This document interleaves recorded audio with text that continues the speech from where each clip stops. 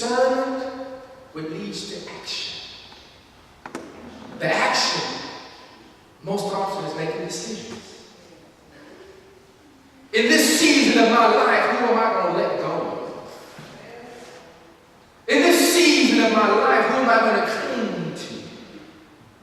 In this season of my life, what needs do I have that I need to put myself in the environment to be fed?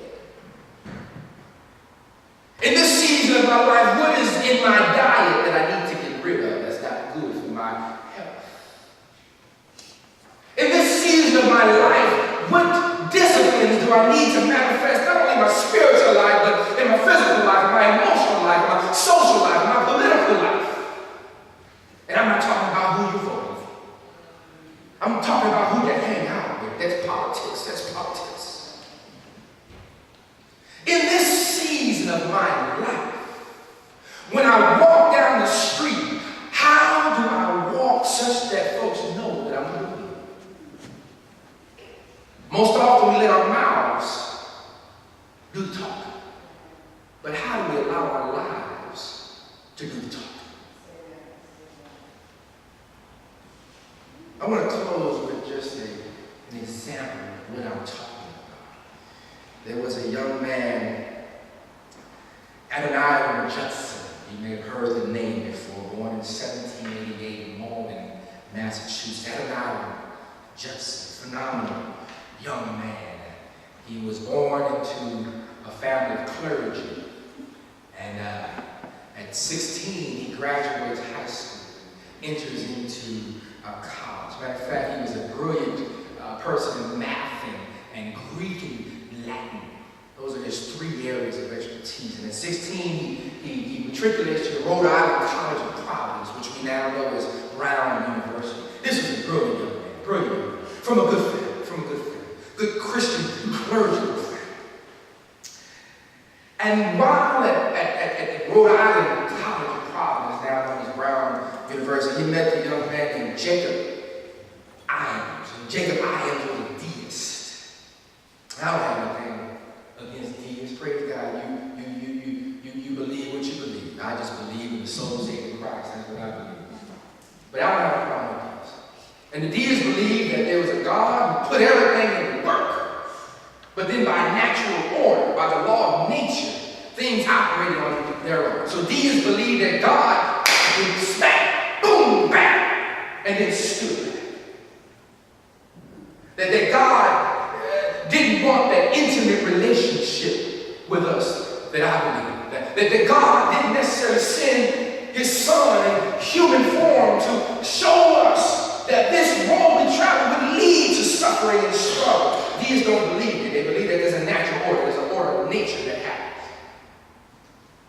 I have nothing against these. I just love the soul saving Jesus. That's just me. That's just me. But the deists.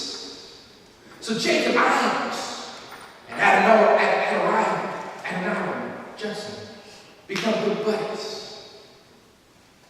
Adoniram writes home, tells mom and dad, I no longer believe in your God. I found something that makes more sense to me. I'm a deist now. As you know, that heart sunk.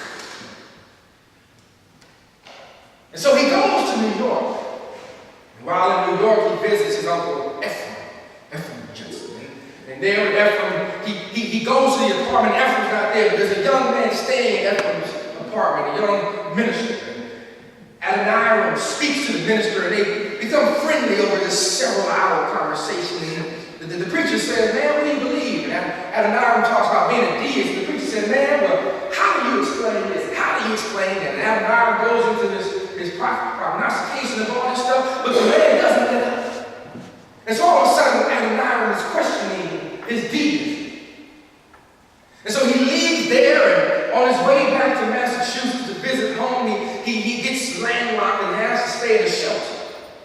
And when in the shelter, he gets a bed next to a young man who is not doing physically well. And he hears the young man moaning and groaning and crying out. The next morning, he wakes up and the young man has passed away. And he grabs the shelter taker and says, who was that last night? What was the deal? What was the deal? And the intake says there was a young man by the name of Jacob Irons. And Adoniram says, oh my God, that was my buddy. Just then he has a spiritual epiphany, a spiritual awakening. He sees God, the God of his family. And he runs home. He gets home and he hugs his mother, hugs his father, and says, I'm sorry, please forgive me for turning my back on the God who sits high and looks low. The God who reaches his arm down through the clouds and just massages me when I need it. The God who wipes my every tear away. The God who loves me so that he gave his only begotten Son, that if I believe in him, I will have life everlasting. His parents hug him, love on him, love on him, love on him. He finds himself at Andover Newton Theological Seminary. Eventually, he desires to be the first missionary to go international from the United States. As a matter of fact, he aims to go to Burma, of all places. And so he goes to Burma eventually. And as the folks who were traveling with him begin to die because of diseases and because of all kinds of situations, God has his hand on Adoniram. He would eventually spread the gospel in Burma, a place that hadn't known the gospel at that time. He would eventually translate the Bible into Burmese. He would eventually create a dictionary that converts the English language into Burmese. All because God touched his life. What's the point? No matter where you are, no matter where you've been, no matter what you've done, God can and will use you. You may not be like the person on the right or the left of you. You may not be as educated, you may not be as skilled, you may not be as experienced, you may not be as wise, but God is looking for you. What has God placed on your heart that you know is your purpose? What are you running from? And do you know where you're running towards? We have a mission to accomplish right here. And God will utilize his every resource to make sure that you accomplish what it is that God has called you forth to do. As a community, our mission is to equip, to empower, and to inspire diverse individuals and their families to share God's promises through a community of love. That's our mission. That's our mission. We ain't browbeating. We ain't making nobody feel bad about themselves. We ain't creating a model of comparison. We ain't creating no paradigm or no dichotomy structure or no polemic.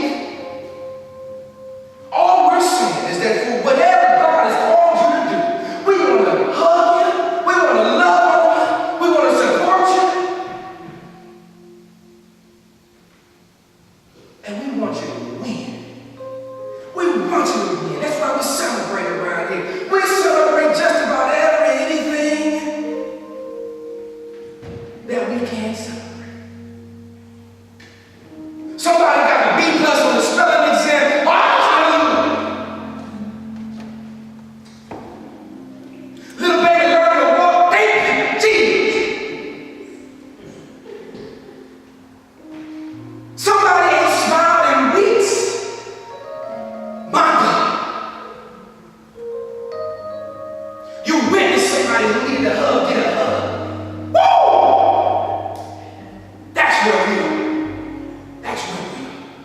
And that's what we do. We may not be the right place for everybody, praise God. We are sure and we're settled in what God has called us to do. We are here to equip, to empower, and to inspire. 3 action verbs. 3 action verbs. That means we can't just sit back and watch her mosey on down every week and try to get up in the pew. No! We need to move the pew to her so she's going to move so far. We are committed to sharing God's promises. God has a promise for each of you. And sometimes in order to allow it to manifest, share with somebody who won't think that they can steal what God has for you. With somebody who won't turn their nose up at you and say, God, we don't want you to do that because that's what he called me to do. But somebody who will pat you on the back and say, babe, I believe in you. And no matter how outrageous it may sound to somebody else, if you sense that God has called you to do that, then you know what? I want you to equip, empower, and inspire you to do it. That's why we say around here, we love you for free. You don't ask no questions about where you came from, who you are, where you've been, and all those things. If you find yourself, and we want to love on you for free. So I pray that as for the final time, as I say, on your mark, get set, and go, that you will do the hard work to figure out what God has for you. What roles do you play? What gifts has God blessed you with? What are your desires? What vision has God given you? And then what is your mission? And I pray that as that becomes clearer and clearer, that you will find a place to explore those things even here. We may be few, but we're mighty. We're mighty in the love for one another. We're mighty in the love of God. And with those two, there is no failure. So I rejoice over how God is using each of you even now. He's blessing you, he's blessing you, he's blessing you, he's blessing you. In spite of the stuff that you're going through, God is blessing you because you're still here to talk about it. God is blessing you, he's blessing you, he's blessing you. So for the final time, I say, oh no, kiss. Let's go. And let's go.